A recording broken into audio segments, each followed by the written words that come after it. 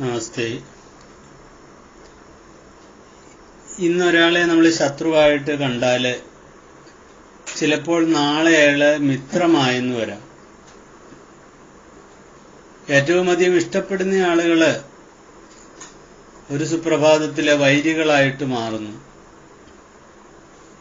1947 വരെ ഒരേ അമ്മയുടെ മക്കളെ പോലെ കഴിഞ്ഞിരുന്ന ആളുകള് രണ്ട് രാജ്യമായിട്ട് വിഭജിക്കപ്പെട്ടപ്പോഴ് ഇന്നലത്തെ മിത്രങ്ങള് ഇന്നത്തെ ശത്രുക്കളായിട്ട് മാറി. ഇന്ത്യയും പാകിസ്ഥാനും എന്ന രണ്ട് സങ്കല്പം വന്നപ്പോഴ്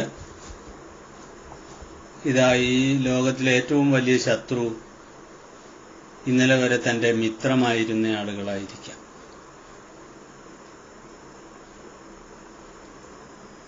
തിരഞ്ഞെടുപ്പ് കഴിയുമ്പോൾ പലപ്പോഴും കാണാം, അധികാരത്തിന്റെ അപകർഷണത്തിനു വേണ്ടി എല്ലാം മറന്നുകൊണ്ട് വൈരികളെ പോലെ കഴിഞ്ഞവര് തോളിൽ കൈയിട്ട് മന്ത്രിമാരും മുഖ്യമന്ത്രിമാരും ഉപമന്ത്രിമാരും ഉപമുഖ്യനുമൊക്കെ ആവുന്നത് കാണാം. ലജ്ജ എന്ന് പറയുന്ന ഒരു സാധനം ഇല്ലാതെ പോയെന്ന് നമുക്ക് തോന്നിപ്പോവാം. ഇതൊക്കെ വിഗ്രഹമാണ്. ശത്രുവായിട്ടൊരാളെ കാണുന്നത് നീ ഒരു വിഗ്രഹമുണ്ടാക്കി വച്ചിരിക്കുന്നതാണ്. അയാൾ എന്റെ ശത്രുവാണെന്നുള്ള വിഗ്രഹം, ഇയാൾ എന്റെ മിത്രമാണെന്നുള്ള വിഗ്രഹം, ഇയാൾ എന്റെ ഭർത്താവാണ് ഭാര്യയാണെന്ന് ഒരു ദിവസം എല്ലാവരോട് പറഞ്ഞപ്പോൾ അങ്ങനെ ഒരു വിഗ്രഹം ഉണ്ടാക്കി. ഇതെന്റെ പൗത്രാദികളാണ് എന്ന് പിന്നീട് ഓരോരോ വിഗ്രഹങ്ങൾ അതിന്റെ മുകളില് ഉയർന്നുകൊണ്ടേയിരിക്കുന്നു.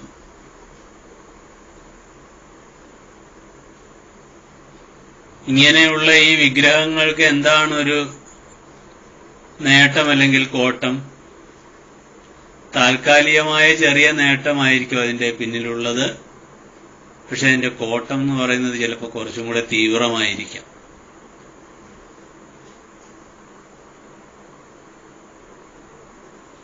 അധ്യാത്മജിജ്ഞാസുവിനെ സംബന്ധിച്ചിടത്തോളം അല്ലെങ്കിൽ ഈശ്വരമാർഗത്തില് ഉയർന്ന് ചരിക്കുന്ന വ്യക്തിയെ സംബന്ധിച്ചിടത്തോളം ശത്രുവിനോടോ മിത്രത്തോടോ ബന്ധുക്കളോടോ പുത്രന്മാരോടോ പൗത്രന്മാരോടോ ഒന്നും ഒരു വലിയ വിഗ്രഹസന്ധി ഉണ്ടാക്കി വെക്കരുത്. എന്താന്ന് ചോദിച്ചാൽ അയാൾ എല്ലാറ്റിലും ഈശ്വരനെ കാണേണ്ട ആളാണ്. സർവഭൂതവും ആത്മാവിൽ ആത്മാവിനെയും അങ്ങനെ സർവഭൂതത്തിലും കാണുന്ന വ്യക്തിയായിരിക്കണം അയാള്. അയാൾക്ക് ശത്രുമിത്ര ഭേദങ്ങളോ ബന്ധുമിത്രാദികളുടെ ഭേദങ്ങളോ ഒന്നും ഉണ്ടാവാൻ പാടില്ല. അല്ലെങ്കിൽ ഉണ്ടായാൽ ദുഃഖമായിരിക്കും ഫലം. അതുകൊണ്ട് അത്തരം കാര്യങ്ങളിൽ അയാൾക്ക് ഏർപ്പെടാനായിട്ടല്ലേ അത്തരം ചിന്തകൾക്ക് അത്തരം വിഗ്രഹങ്ങൾ ഉണ്ടാക്കി വയ്ക്കാൻ അയാൾ താല്പര്യം കാണിച്ചില്ല എന്ന് വരും. ഇക്കാര്യമാണ് 28ാമത്തെ ശ്ലോകത്തില് പറയുന്നത്. ശത്രൗ മിത്രേ പുത്രേ ബന്ധൗ മാ ഗുരു യത്നം വിഗ്രഹസന്ധൗ സർവസ്മിന്നപി പശ്യാത്മാനം സർവത്രാത്യജ ഭേദജ്ഞാനം. ശത്രു, മിത്രം, പുത്രൻ, ബന്ധുക്കൾ ഇവകളിലൊന്നും വിഗ്രഹസന്ധി അരുതേ. മാ ഗുരു ചെയ്യരുതേ. യത്നം മാ ഗുരു, അങ്ങനെയുള്ള ഒരു പ്രയത്നം നിങ്ങൾ ചെയ്യരുത്.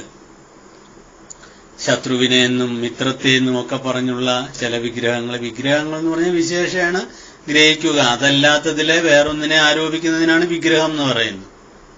വെറുതെ ഒരു കല്ലിലെ ഒരു ശിവന്റെ രൂപത്തെ നമ്മൾ വിഗ്രഹിക്കുകയാണ്. അപ്പൊ ശിവന്റെ വിഗ്രഹം എന്ന് പറഞ്ഞാൽ വെറും കല്ലായിരിക്കും അത്. പക്ഷെ അതിനകത്ത് ഒളിഞ്ഞിരുന്ന ഒരു രൂപത്തെ ശില്പി കൊത്തിയെടുത്തപ്പോൾ നമ്മൾ അതിന് ശിവൻ എന്ന് പേര് കൊടുത്തു. അതേ കല്ല് തന്നെ വേറൊരു രീതിയിൽ ഉണ്ടാക്കുകയാണെങ്കിൽ വിഷ്ണുവായിട്ട് തീരാം, അല്ലെങ്കിൽ കാളയായിട്ട് തീരാം, പശുവായിട്ട് തീരാം. അപ്പൊ അതാണ് വിഗ്രഹം. നമ്മൾ യഥാർത്ഥത്തിൽ അതല്ലാത്തതില് വേറൊന്നിനെ ആരോപിക്കുക, വിശേഷേണ ഗ്രഹിക്കുന്നതിനാണ് വിഗ്രഹം. നേരെ ഒരു കമ്പ് നാട്ടിവെച്ചാല് അതിനെ എന്ത് വിളിക്കാമെന്ന് ചോദിച്ചാൽ വേണമെങ്കിൽ ഒന്നെന്ന് വിളിക്കാം, ഐ എന്ന് പറയാം, ഇനി വേറൊരു കമ്പെടുത്ത് നേരെ വിലങ്ങനെ വെച്ചു എന്ന് വിചാരിക്കുക. അപ്പൊ അത് കാണുന്ന ഒരാൾ ഒരു കമ്പ് ഇങ്ങനെ നേരെയും ഒന്ന് ക്രോസായിട്ടും വെച്ചാല് അത് കണ്ടാൽ നമ്മൾ എന്ത് പറയും? പ്ലസ് ആണെന്ന് പറയും. പ്ലസിന്റെ ചിഹ്നമാണ്, സൈനാണെന്ന് പറയാം. അല്ലെങ്കിൽ വേറൊരാൾ പറയാം അതൊരു കുരിശാണെന്ന് വേണേ പറയാം. അതേ കമ്പ് തന്നെ ആ രണ്ട് കമ്പെടുത്ത് നേരെ വേറൊരു രീതിയിൽ വെച്ചാൽ അതിന് ഇൻറ്റു മാർക്ക് എന്ന് പറയാം. ഇതൊക്കെയാണ് വിഗ്രഹം. അപ്പൊ ഇങ്ങനെയുള്ള വിഗ്രഹങ്ങളൊന്നും നീ ഉണ്ടാക്കി വെക്കരുത്. പിന്നെ എന്തു വേണം? സർവസ്മിന്നവിപശ്യ ആത്മാനം, എല്ലാറ്റിലും ഒരേ ഈശ്വര തത്വത്തെ തന്നെ കാണുക. സർവസ്മിൻ അപി ആത്മാനം പശ്യതി, എല്ലാറ്റിലും ആത്മാവിനെ തന്നെ, ഈശ്വരനെ തന്നെ, അല്ലെ തന്നെ തന്നെ പശ്യതി. പശ്യ, കാണുക. നീ കാണണം, ഉറപ്പിച്ചു പറയുകയാണ്. സർവത്രാത് ത്യജ ഭേദജ്ഞാനം, സർവത്രാത് എല്ലാ തരത്തിലും എല്ലായ്പ്പോഴും ഭേദജ്ഞാനം ത്യജ, ഭേദജ്ഞാനത്തെ, വേറെ വേറെ എന്നുള്ള ആ ഒരു അറിവിനെ ത്യജിക്കൂ.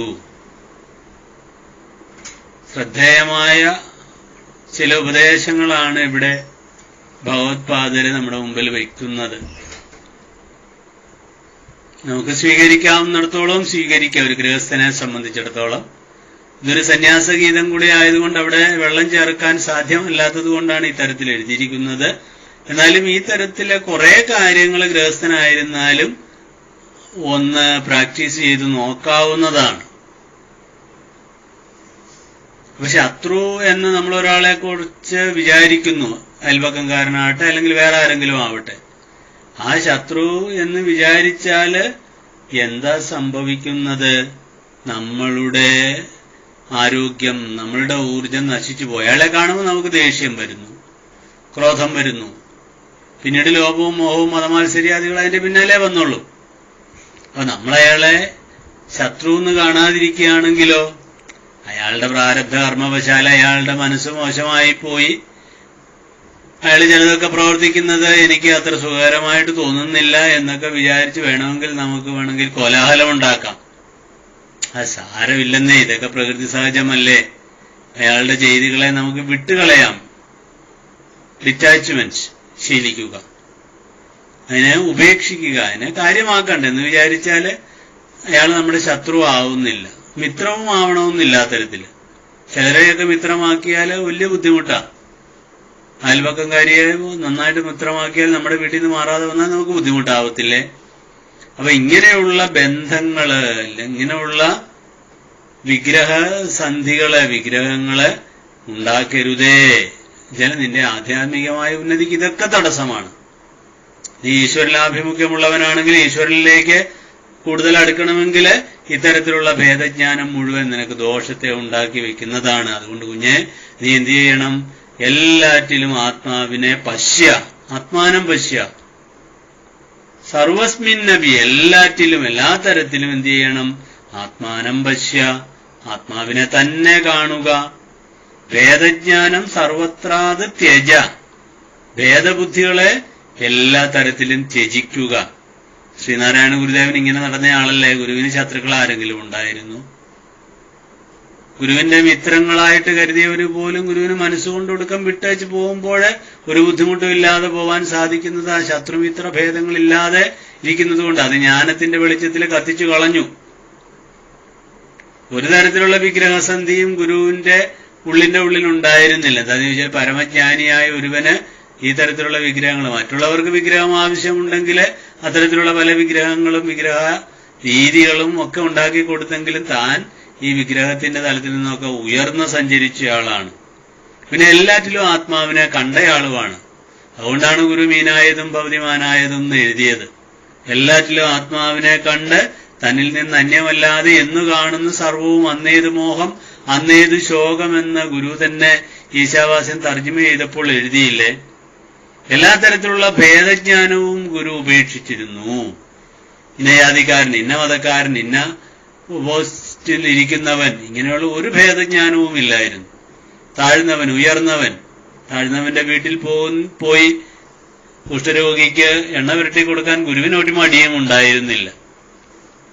വലിയവനെന്ന് ആരൊക്കെയോ ധരിച്ചിരുന്ന ആളുകളെ വലിയവനായിട്ടും കണ്ടിരുന്നില്ല. അങ്ങനെ ഒരു വിഗ്രഹ ബുദ്ധിയും ഇല്ലായിരുന്നു. എല്ലാം ഈശ്വരന്റേതാണ്, എല്ലാം ഈശ്വര സൃഷ്ടമാണ് എന്നൊക്കെ കാണാൻ ഗുരുവിന് സാധിച്ചിരുന്നത് കൊണ്ട് ഗുരു എല്ലാ തരത്തിലുള്ള ഭേദജ്ഞാനം, അതുകൊണ്ടാണ് ജാതിഭേദം മതദ്വേഷം ഏതുമില്ലാതെ സർവരും സോദരത്വേന വാഴുന്ന മാതൃകാസ്ഥാനമായിട്ട് ഈ ലോകം തീരണമെന്ന് അവിടുന്ന് പ്രാർത്ഥിക്കാൻ നമ്മെ പഠിപ്പിച്ചത്. അത്തരത്തിലുള്ള ഒരു ലോകത്തിനു വേണ്ടി നമുക്കും ഗുരുവിനോടൊപ്പം ആവുന്നത് പോലെ യത്നിക്കാം. നന്ദി.